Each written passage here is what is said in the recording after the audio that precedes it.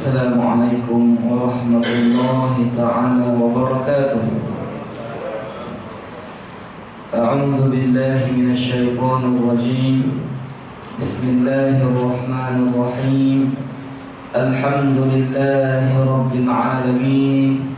Wassalatu wassalamu ala rasulillahil amin wa ala alihi wa sahbihi at-tayyibin at-tahirin. Allahumma la sahla illa ma ja'altahu sahla wa anta taj'alul hazna idza syi'ta sahla. Allahumma 'allimna ma jahilna wa dhakkirna ma nasina wa zidna 'ilma wa waffiqna ya akramal akramin warzuqna al-ikhlas fi niyyati wal qawli wal 'amal. فأذكركم وأذكر نفسي بإخلاص النية لله تعالى. أما بعد، muslimin dan muslimat rahimakumullah, marilah kita sama-sama mengucapkan syukur kepada Allah Subhanahu wa ta'ala di atas segala nikmat yang Allah ta'ala kurniakan kepada kita, dan syukur kepada Allah di atas nikmat taufik dan hidayahnya, sehingga kita dapat melaksanakan perkara-perkara yang diridai oleh Allah Subhanahu wa ta'ala, sehingga kita dapat berkumpul di tempat yang dimuliakan oleh Allah, yang kita panggil masjid, demi nak mendapatkan redha Allah dan ganjaran pahala daripada Allah Subhanahu wa ta'ala. Tuan-tuan yang dirahmati oleh Allah Subhanahu wa ta'ala, pada malam ini kita dapat teruskan lagi dengan pengajian kitab Safinatun Najah, dan kita telah sampai kepada fasal yang baru, fasal yang ke-9, yaitu berkaitan dengan syurutul wudu'i 10. Syarat wudu itu 10 ialah 10. Mungkin ada sebahagian yang masih lagi tak tahu tentang syarat-syarat wudu. Dia hanya tahu rukun wudu sahaja. Dia hanya tahu rukun wudu. Sebab dia nak melakukan selalu ataupun nak melakukan solat 5 waktu sehari semalam, hanya tahu tentang rukun-rukun wudu sahaja yang 6 perkara. Adapun pada malam ni perbahasan mengenai syarat-syarat wudu. Yakni kalaulah tak ada syarat ni, ketika mengambil wudu, maka tidak sah wudu dia. Maka tidak sah wudu dia. Seperti mana solat ada syarat-syarat bagi solat. Solat ada rukun-rukun dia, dan solat juga ada syarat-syarat bagi dia. Dan sebelum ni kita telah mengetahui perbezaan antara syarat dengan rukun. Betul tak? Kan? Antara perbezaan antara syarat dan rukun. Baik. Apakah dia ke-10 syarat-syarat bagi wudu itu? Yang pertama, al-Islamu, yaitu Islam. Yang berwudu tu mestilah beragama Islam. Yang berwudu itu mestilah beriman kepada Allah dan beriman kepada Rasulullah sallallahu alaihi wasallam. Kalau dalam keadaan dia melakukan perbuatan wudu sedangkan hati dia kufur kepada Allah, maka wudu dia tidak sah, meskipun dia telah melakukan rukun ke semua rukun-rukun wudu dengan sempurna. Tidak sah juga. Oleh kerana apa? Oleh kerana ada kufur. Oleh kerana tidak ada Islam, tidak ada iman dalam hati dia. Maka daripada sini kita faham juga, kita memahami bahawasanya tidak boleh kita galakkan non-Muslim untuk melakukan wudu, untuk melakukan solat, untuk melakukan apa amalan yang mana syarat dia Islam. Kerana apa? Kerana ia merendahkan, ia menunjuk kepada perbuatan merendahkan ibadah tersebut. Meskipun atas dasar niat nak dakwah, nak dekatkan mereka ini supaya kenal dengan Islam, tak boleh juga. Sebab apa? Syarat sah wudu Islam yang pertama, syarat sah salat Islam yang pertama, kan? Begitu juga mandi wajib, kan? Syarat sah syarat sah mandi yang pertama adalah Islam. Tak boleh tak boleh kita galakkan ataupun suruh mereka ni non-Muslim melakukan solat. Tak boleh.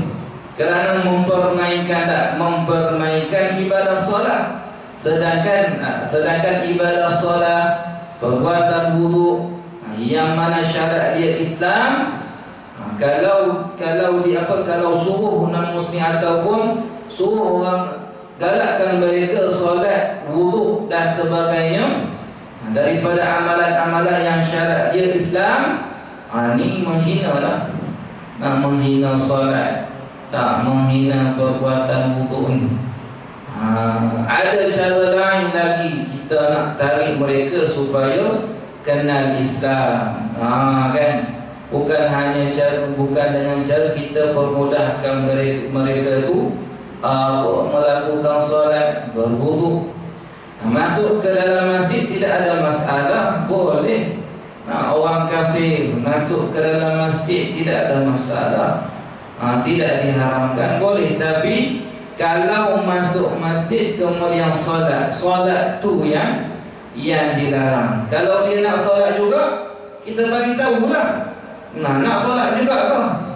Kamu nak solat juga? Boleh kalau kamu nak solat. Kalau kamu nak solat, ucap 2 kalimah syahadah dulu. Ucap 2 kalimah syahadah dulu.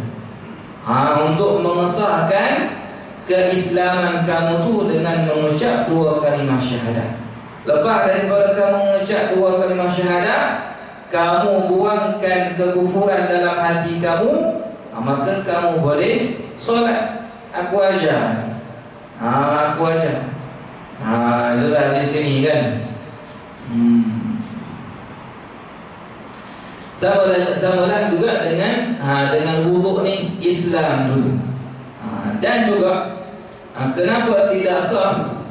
Tidak sah orang kafir ni, orang bukan Islam, melakukan perbuatan wudu, melakukan solat, kerana ia tidak dikira min ahli ibadah. Kerana tidak dikira daripada ahli ibadah.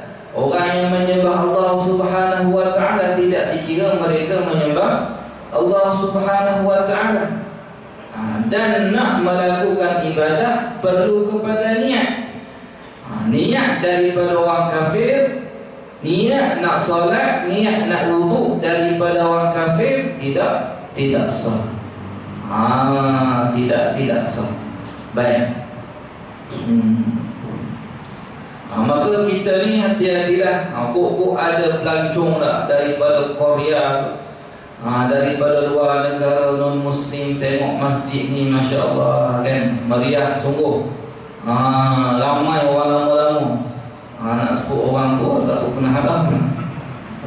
Ramai orang lama-lama ni kuat-kuat datang masjid. Masih kuat datang masjid. Yang muda-muda dah kalah dah, pension dah. Masya Allah datang dah. cuma nak masuk masjid boleh, nak solat tak boleh. Tapi wallah alam lah, dekat masjid Jami' ramai juga pelancong ke sana. Adakah mereka ni benarkan pelancong non-Muslim ni melakukan solat? Kalau dia galakkan, hak ni haram ni. Tak boleh.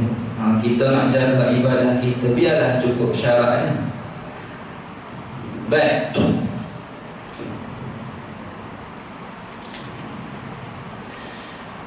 Hak ni yang pertama. Syarat yang pertama ialah al-Islam. Haji-haji lah, hajat kena ingat ni. Nanti kuliah minggu depan, bulan depan saya nak tanya. Boleh? Tak boleh tanya, tak boleh jawab. Boleh jawab ke 10 tak? 10 syarat-syarat wuduk ni dia boleh balik awal. Kita bagi dia balik awal. Boleh ni?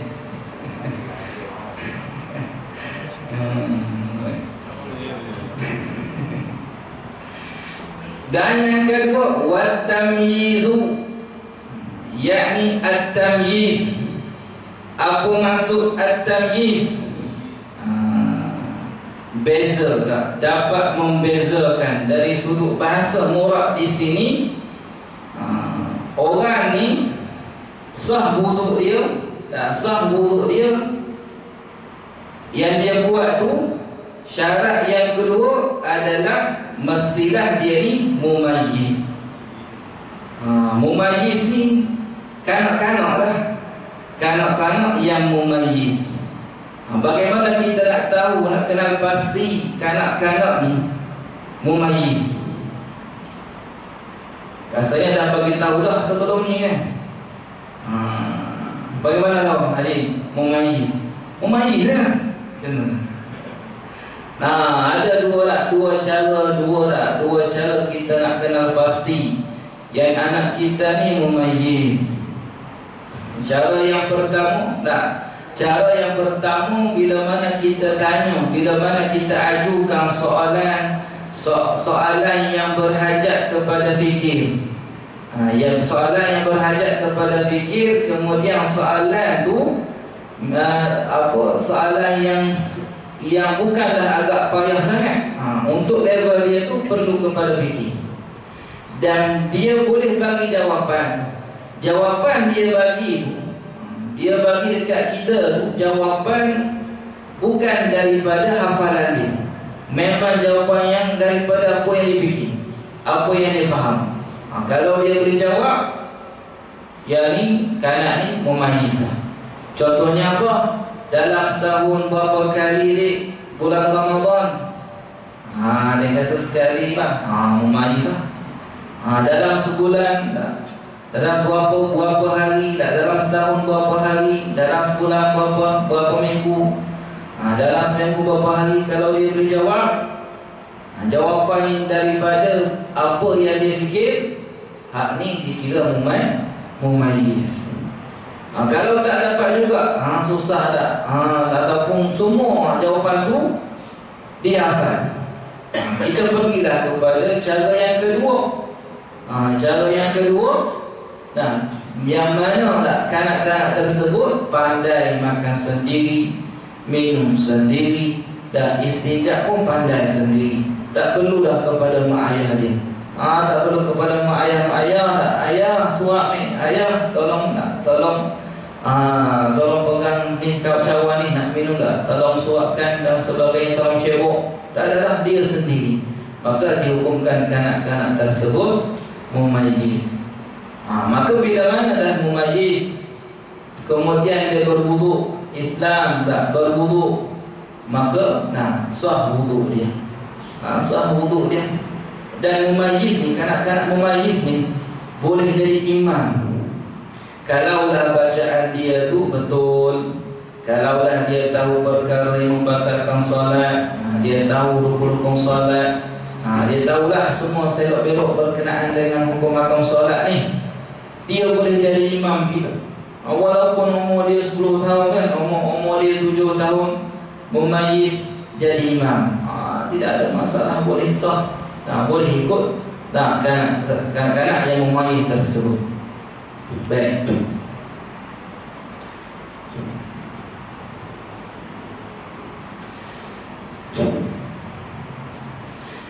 Yang ketiga, berkenaan dengan kanak-kanak mumayyiz ni, telah pun dijelaskan sebelum ni. Harap dapat ingat semula lah. Macam mana ke atas kewajipan, ayat kewajipan ibu bapa wali ke atas kanak-kanak yang mumayyiz ni. Walaupun mereka ni tidak menanggung dosa, yang dan tidak diwajibkan segala perintah ke atas mereka, yang wajibnya ke atas siapa? Ke atas mak ayah. Wajib apa? Wajib suruh. Kalau solat, wajib suruh solat. Kalau tak wuduk, wajib suruh wuduk lah. Nak solat, suruh wuduk. Tengok dulu. Mak ayahnya ataupun wali ni, budak-budak ni, dia tak cukup dengan kita bagi tahu sahaja, melainkan kita kena pantau mereka ni. Pantau mereka cara-cara mengambil wuduk, mengambil wuduk dengan sempurna, dengan betul macam mana. Kalau kita terlepas pandang, macam tu dia basuh. Hak ni sikit, hak ni sikit, hak ni sikit, tu solat. Baik. Dan kanak-kanak yang mumayyiz ni, sah solat dia dan kita suruh dia solat. Adapun yang belum mumayyiz, tak boleh kita suruh dia solat. Yang boleh kita buat, suruh dia tengok bagaimana perbuatan solat. Kerana apa? Kerana tak solat wuduk tak sah yang belum mumayyiz, solat pun tidak sah yang belum mumayyiz. Maka bawa juga ke masjid, bawa juga ke surau. Untuk apa? Untuk dia mengetahui bahawasanya yang pertama solat tu wajib, untuk ajar dia. Dan bawa dia supaya dia lihat solat secara berjemaah ni, hukum dia apa. Dan supaya tak dia mengetahui perbuatan-perbuatan solat tersebut, bawa-bawalah. Walaupun tak wajib untuk kita suruh lah, untuk kita suruh anak-anak yang belum mumayyiz ni solat, bawa juga supaya mereka ni dekat dengan masjid, supaya mereka lihat kemuliaan solat, supaya mereka dapat belajar daripada melihat perbuatan-perbuatan solat yang dilakukan oleh jemaah dengan cara itu. Kena pesanlah mak ayah yang bawa anak-anak yang belum mumayyiz, jangan bawa saja. Pesanlah, jangan bawa saja. Pesan jangan duk main-main kan. Jangan duk buat bising dalam masjid. Datang tak? Datang tengok orang solat, jangan duk lari-lari. Dahlah kita semua ni susah nak khusyuk. Dah bunyi suara hua-hua kat belakang tu hilang khusyuk. Dah. Baik. Jadi pesanlah, pesan datang ke masjid. Mak ayah bawa ke masjid ni bukan suruh main-main, suruh kamu duduk dalam masjid. Duduk dalam masjid nak bagi pun tak apa. Tapi tengok orang ahli jemaah ni solat, dia solat tu bagaimana dia solat. Diri dah, rukuk, sujud. Bila mana dia biasa lihat, kemudian biasa dengar, mudah dia dapat, mudah dia tangkap, dan mudah bagi dia untuk dia buat bila mana dah sampai ke tahap mumayyiz. Itulah di sini bagi pesan kepada anak. Tak ada anak mak ayah ni, anak dia ikut yang belum mumayyiz, bawa dia. Ataupun yang mumayyiz pun bawa juga. Tak pesan apa-apa. Tak pesan apa-apa. Bagi pesan, bagi arahan, bagi orang yang berikutan. Kalau bising siap. Baik.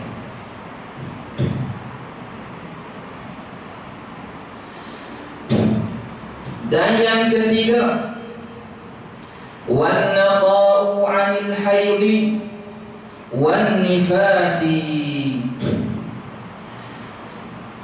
Syarat yang ketiga daripada 10 syarat bagi wuduk ialah bersih daripada sesuatu, suci daripada haid dan nifas. Seperti yang telah kita bahaskan sebelum ni pada fasa yang ke-8, berkaitan dengan sebab-sebab wajib mandi. Suci daripada haid dan nifas. Minimum haid berapa Haji? Tak tahu lah Ustaz. Dah lama dah mencing tak kira lah. So kebiasaan haid, yang sekolah ni dah bagi tahu dah. Sebanyak-banyak haid berapa Yang putus-putus macam mana, yang bersambung macam mana. Malah ya Ustaz, bukan saya yang keluar haid, perempuan yang keluar haid. Baik. Jadi suci daripada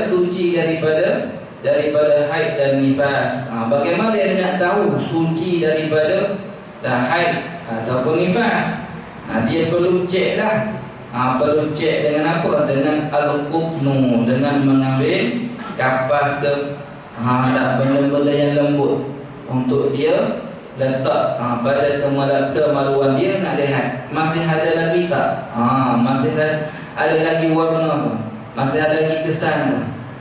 Kalau dah tak ada, dah bersih, maka dikira suci. Dikira suci. Baik. Yang keempat,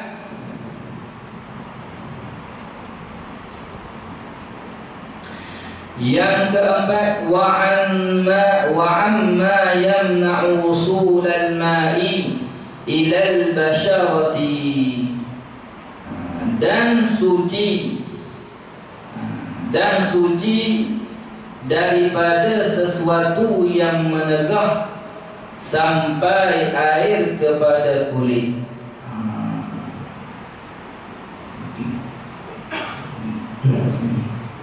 Yakni tidak ada perkara-perkara yang menghalang air untuk sampai kepada kulitnya. Seperti apa yang menghalang air daripada air sampai kepada kulit, yakni kepada anggota-anggota wudu. Contohnya apa? Sisik ikan, kan? Sisik ikan, cat, apa lagi? Yang menghalang air. Dia kata menghalang maknanya sesuatu tu di atas kulit.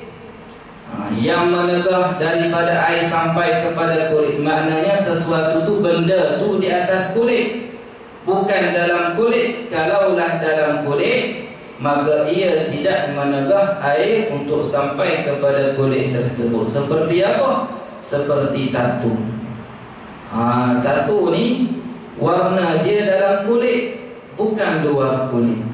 Kalau yang luar kulit tu, kalaulah tatu yang ada luar kulit tu menegah tak? Menegah daripada sampai air kepada kulit. Ni tatu ni yang kita lihat yang kebanyakan orang kafir buat tu, dia cucuk jarum, masukkan warna dalam kulit. Jadi ia tak menegah daripada air. Kalaulah non muslim masuk Islam, geng mafia lah, masuk Islam lah, penuh tatu. Masuk Islam, tak wajib ke atas dia tak menghilangkan tatu tersebut. Tak menghilangkan tatu tersebut. Sebab apa? Sebab wuduk tu, air wuduk sampai kepada kulit dia. Sampai kepada kulit dia. Dia berwuduk lah. Seperti mana orang tak bertatu. Dan solat wuduk dia sah. Wuduk dia sah, solat dia pun sah. Yang tatu yang menghalang air tu, tatu yang berharga 50 sen sekarang, tak berapa. Yang ada shinggam tu, dia gulung-gulung, yang budak-budak beli tu, ada tampah situ, tampah sini. Hak tu menghalang air. Menghalang air untuk sampai kepada kulit. Sama lah juga kalaulah yang bertatu ni, yang orang Islam yang kemudian bertatu, kemudian meninggal dunia, maka haram ke atas kita untuk menghilangkan tatu,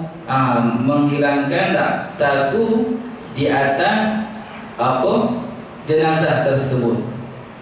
Sekira-kira tak, sekira-kira mencederakan jenazah tu, memudaratkan apa badan jenazah tu, ni tak boleh. Kan ada sebahagian tempat, sebahagian tempat bila jauh daripada ilmu agama, dia berpegang ni tattoo ni tak boleh ni, menghalang air lah. Menghalang air, maka dia buat apa? Dia kikis sehingga kulit tu sehingga luka. Sehingga luka. Luka yang begitu teruk lah. Maka hak ni mencederakan jenazah ni seperti mana mencederakan orang hidup.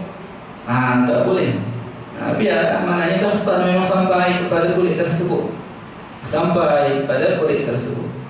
Baik. Dan kalaulah sekiranya benda tu di atas kulit mencegah daripada sampai air kepada kulit, kulit jenazah tu, tak boleh buang tak boleh buang. Kalau nak buang pun kena tanggal bersama dengan kulit. Maka hak ni tak boleh juga. Maka kena buat apa? Tayamum lah. Tayamum. Baik.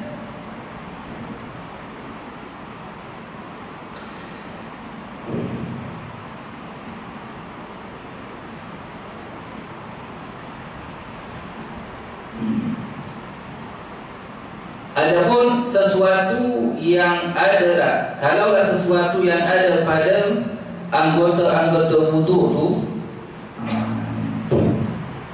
tidak menghalang air, maka sah. Seperti apa? Seperti dakwah pen, seperti inai, warna inai, bukan ain inai. Begitu juga warna dakwah pen, bukan ain apa dakwah tersebut. Maka tidak menghalang air. Inai kan pakai perempuan lah. Inai adalah perhiasan khas bagi perempuan. Jadi bila mana kata perhiasannya khas bagi perempuan, maka haram ke atas lelaki memakai inai, walaupun dalam majlis walimatul arus.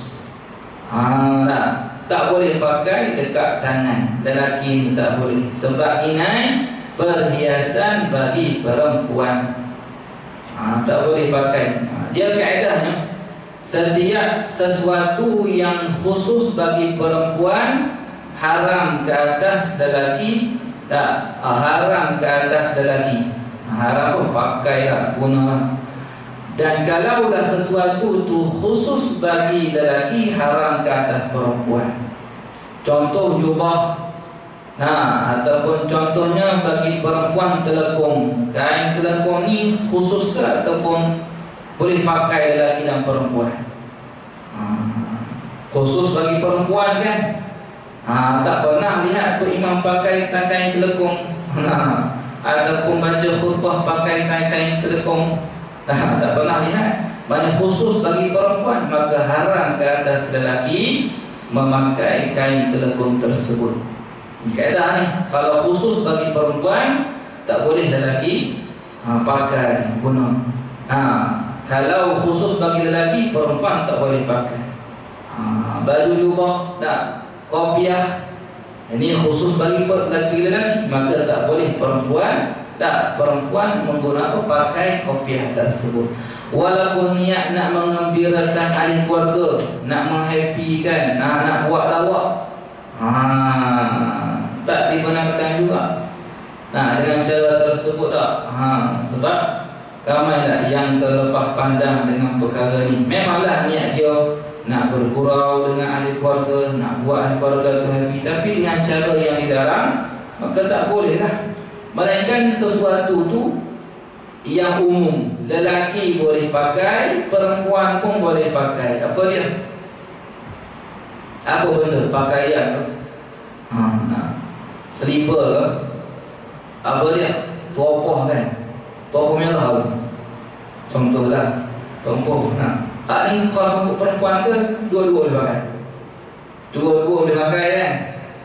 Maka tidak ada masalah. Kalau kedua-dua sesuatu tu kedua-dua boleh pakai, maka boleh dipakailah lelaki ataupun perempuan. Nak mengelakkan tasyabuhur rajuli bin nisa, tasyabuhur rajuli bil mar'ah wa tasyabuhul mar'ati bil rajuli, nak elakkan daripada lelaki menyerupai perempuan, perempuan menyerupai lelaki. Bukan hanya setakat jangan lihat maknanya yang menyerupai lelaki itu bila mana dia buat gerak tubuh badan tubuh badan dia contohnya seperti sajak lah, contoh lah. Mudah-mudah bagi nampak dengan dengan cara dia jalan dengan lembah lembut, bukan tu sahaja. Bahkan pakaian pun kena kita tilik, kena lihat. Walaupun orang ni bukan pondan, tapi pakai baju kurung datang masjid, pakai tudung, maka tak boleh. Sebab dia khas bagi perempuan. Begitulah perempuan, kalau khas bagi lelaki tak boleh dia pakai. Habis tu seluar tu ada khas bagi perempuan, ada khas bagi lelaki. Baik.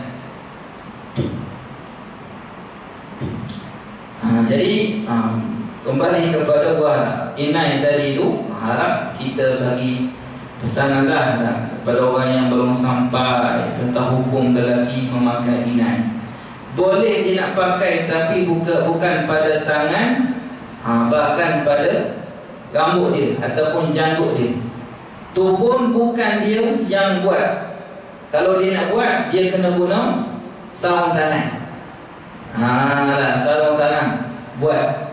Suruh bini dia buat, mudah-mudah nak inaikan rambut, nak inaikan rambut, suruh bini dia buat. Baik. Dan juga kalau nak buat ubat, tidak ada masalah. Kaki dia, tangan dia cekam dah berapa busuk, letak tu letak ni pun tak hilang, kena letak inai juga, maka dibolehkan untuk ubat. Untuk ubat dibolehkan. Untuk berhias, ni tak boleh. Sebab apa? Sebab inai adalah perhiasan yang khas bagi perempuan.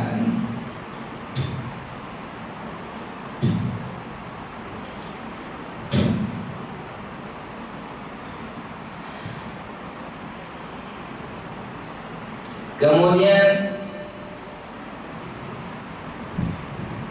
sesuatu yang ada di bawah kuku, di celah kuku, kotoran yang berada di celah kuku ni, oleh kerana kita semua lelaki ni banyak kerja cari nafkah, bermacam-macam kerja kan, yang ada kebun, yang ada bengkel. Melihat apa ada kotoran di celah kuku dia, ni banyak pendapat daripada kalangan ulama, antaranya Al-Imam Al-Ghazali, kemudian Al-Azra'i, juga berkaitan dengan daki ni. Dia telah ulama, yakni ada dua pendapat daripada mazhab Syafi'i juga. Sebahagian mereka kata kalaulah kotoran tu daripada daki badan dia, maka tak wajib hilangkan. Kalau dia berwudu dalam keadaan kotoran masih ada, kotoran tak dihilangkan, wudu dia sah. Sebab apa? Kotoran daripada daki dia. Sebab ada pendapat yang lain tak? Pendapat yang lain kata wajib hilangkan daki tersebut kerana menghalang air untuk sampai kepada kulit di bawah kuku tu.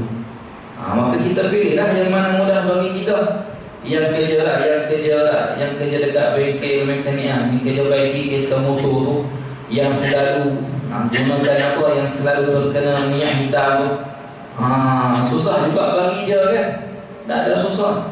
Maka dia gunakan pendapat yang membolehkan, yang benarkan daki di bawah kulit tu, di bawah kuku dia tu. Ada pendapat kata tidak ada masalah. Nak teruskan boleh, dia tak menghalang wudu. Begitu juga kalaulah dia mandi wajib, sama juga hukum dia, dimaafkan.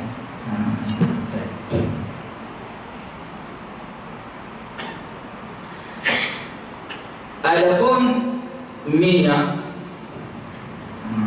yang dimasukkan dengan minyak di sini minyak yang cair. Minyak yang cair tidak menghalang mana minyak yang cair ni tidak menghalang daripada sah wudu dia.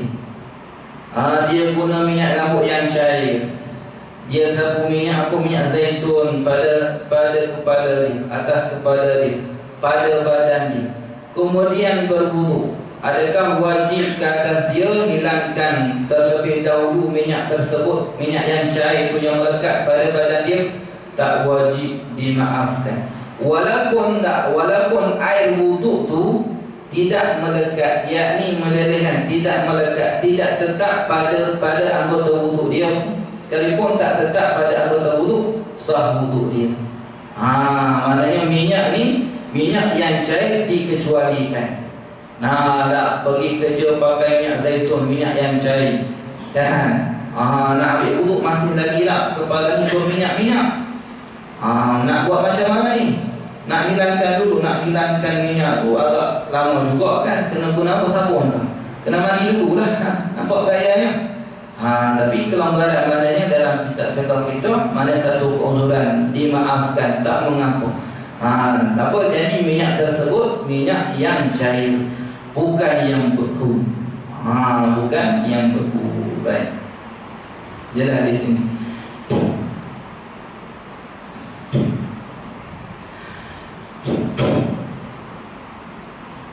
Dan yang kelima, sama yang kelima,